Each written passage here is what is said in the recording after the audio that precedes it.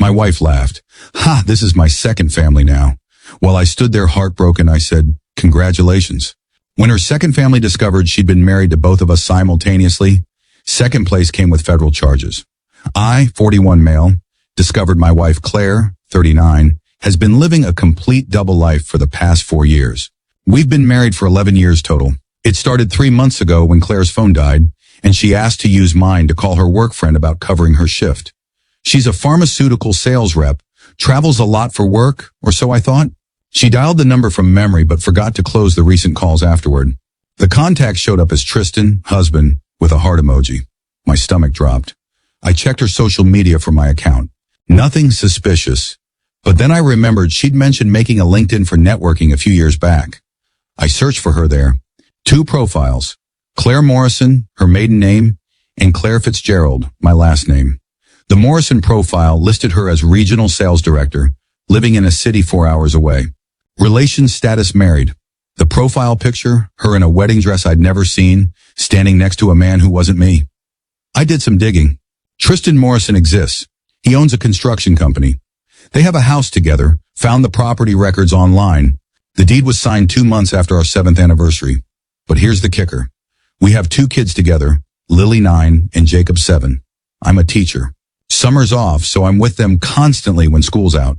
How the hell was she managing another whole family? I hired a PI. Yeah, sounds dramatic, but I needed proof before confronting her. What he found was insane. Claire had another identity entirely. Different social security number. Stolen from someone who died as a child. The PI figured this out through some database. Different driver's license. The works. She'd been traveling for work 3 to 4 days a week. Those days, she was living with Tristan and their 2 kids, twins age 3. The logistics were actually brilliant.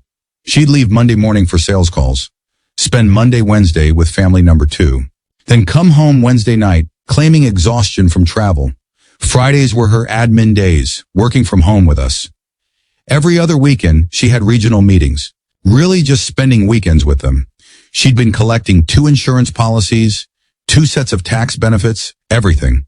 The woman was living completely separate lives. I sat on this information for 2 weeks, documenting everything. Downloaded her LinkedIn profiles, got copies of the property records. The PI's full report. I even drove to Tristan's house one Tuesday and saw her car in the driveway. Took pictures. Last Sunday, she was in the kitchen making breakfast, laughing at something on her phone. I asked what was funny. Oh, just Tristan sent me a video of the twins trying to sing happy birthday to his mom. They're at that age where everything's hilarious. She said it so casually, like she hadn't just admitted to her actual husband that she had another family. Who's Tristan? I asked, playing dumb. She froze for half a second, then recovered. Work colleague. His kids are adorable. Can I see? She clutched her phone. Oh, it's nothing interesting. Claire, who's Tristan? Her face went through about 10 emotions. Then she did something I'll never forget. She laughed. Actually laughed. Haha, well, guess the cat's out of the bag. This is my second family now. Just said it. Like she was revealing she'd bought a new car or something. Your second family. Oh, don't be so dramatic, Brett. Lots of people have complicated situations.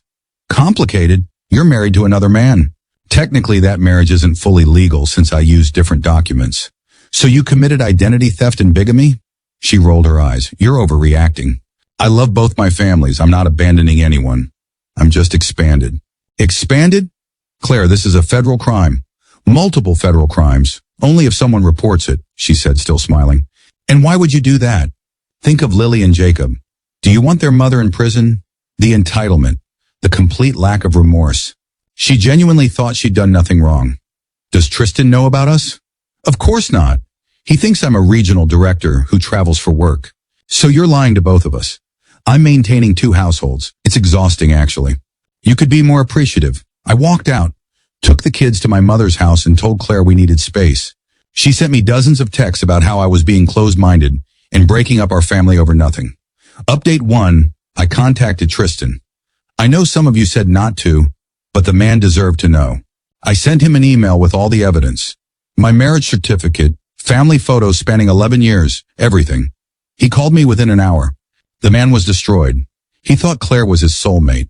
They'd been married for 4 years, had twins together, were trying for another kid. She's at a conference in Denver this week, he said. No, she's not. She's at home with me and our kids. Well, I kicked her out 3 days ago. We compared notes. The stories she told, the elaborate lies.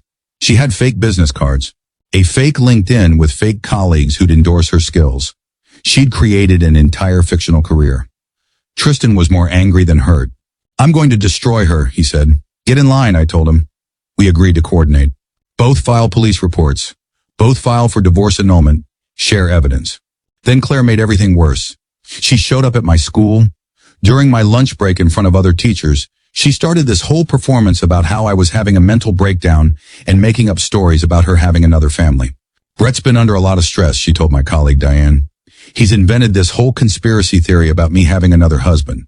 I'm worried about his mental health. I pulled out my phone and showed Diane the photo of Claire in a wedding dress with Tristan. This conspiracy theory. Claire's mask slipped. That's from a commercial shoot I do modeling sometimes. A commercial shoot where you signed a marriage certificate. She grabbed my arm, hard. We need to talk privately. No, Claire, we're done talking. She started crying then. Big dramatic tears. How can you do this to our children? They need their mother. They need a mother who isn't a criminal. That's when she snapped. You think you're so perfect, so righteous? I gave you 11 years. I gave you 2 beautiful children. And this is how you repay me? You gave me half of the 11 years. The other half you gave to Tristan. I worked my ass off maintaining both families. Do you know how exhausting it is keeping everyone happy? The other teachers were stunned. She'd basically just confessed in front of witnesses. I filed the police report that afternoon. Identity theft, bigamy, fraud. The detective's eyes got wider with each document I showed him. In 20 years, I've never seen anything quite like this, he said. Meanwhile, Tristan went nuclear. He didn't just file a report. He hired a forensic accountant. Turns out Claire had been using her fake identity to take out credit cards, loans, even a car lease. All in the fake name, but using Tristan's address. Update 2. Claire was arrested yesterday. The federal charges are no joke. Identity theft, wire fraud, mail fraud, bigamy, tax fraud. She filed taxes under both identities and about 6 other things I can't even pronounce. But before the arrest, she tried everything to wiggle out of it. First, she went to my mother, showed up at her house with my kids.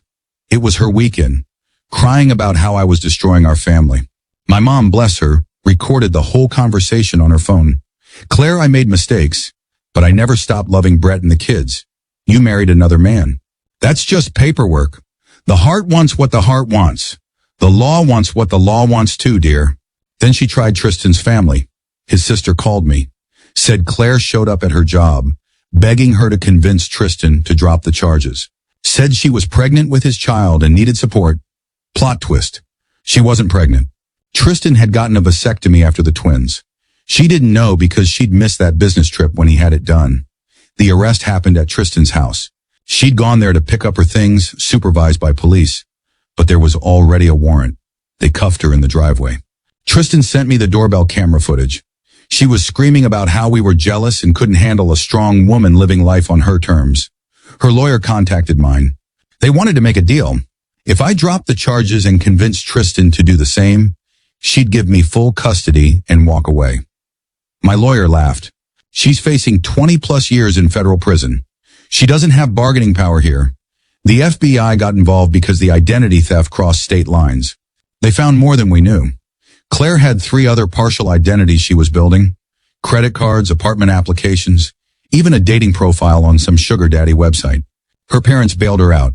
$100,000 bond, they put up their house. Then she did the stupidest thing possible. She went on Facebook Live.